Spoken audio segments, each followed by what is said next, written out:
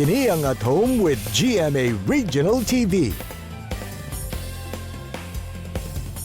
Best talk tayo ng mga kapuso, kauban si Attorney Resi Rizada. Resi! Daghang salamat, Argel! Maayong buntag mga kapuso ug welcome to Best Talk once again atong makauban karong buntaga ang global endorser and kapuso actress Gabbi Garcia.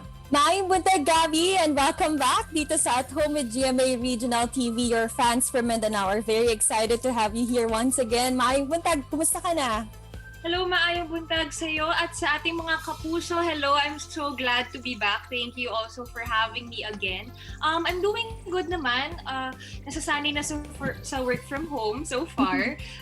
We've been all adjusting sa situation natin. But so far, so good.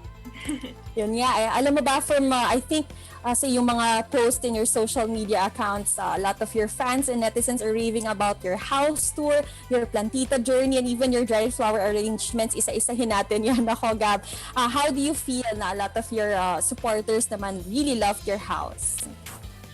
It's actually overwhelming. The reception is very overwhelming. That's why I did the house because a lot of us are stuck at home, diba? A lot of us are spending so much time here at home.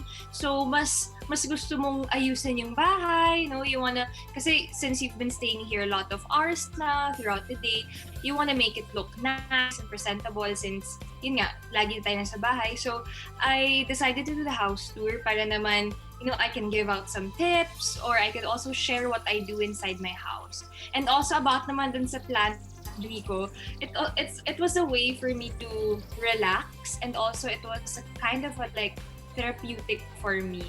Kasi diba, a lot is happening. So ang hirap to keep up minsan sa nangyayari sa atin. That's why being a plantita and arranging dried flower arrangements helped me talaga. Paano ka nahilig sa mga plants? Were you inspired by somebody? Well, I think it's a trend din kasi now. Like everybody has their own indoor plant, has their own plant baby. So, correct. Nakita ko na parang it's so visible on Instagram and a lot of my friends are doing it as well. So, wala lang, na-intriga lang ako and then I tried it and I enjoyed it. Right. In your house tour naman, I'm sure meron ka namang favorite spot or corner sa bahay where you can just be yourself, no? Ano kaya yung parang private retreat mo dyan? Anong portion dyan sa bahay mo? Pinaka gustong-gusto mo? Well, yung pinaka-private is of course my room. But next to it is my walk-in closet / like lounge area. Kasi yun yung area ko talaga in the house na whatever I do, doon lang ako, ganon. So, sometimes kasi you wanna be by yourself lang, diba? You wanna mas peaceful pag ganon. So, doon ako tumatambay sa walk-in ko or sa room. At ito, ano ang message of hope mo naman na Gab sa lahat ng ating mga kapuso dito sa Mindanao? Yes, mga kapuso, let's stay hopeful. And while staying hopeful and while praying for each other, don't forget to act also. Let's try to help each other. Let's try to uplift each other. If you're capable of helping in any way, let's all help each other.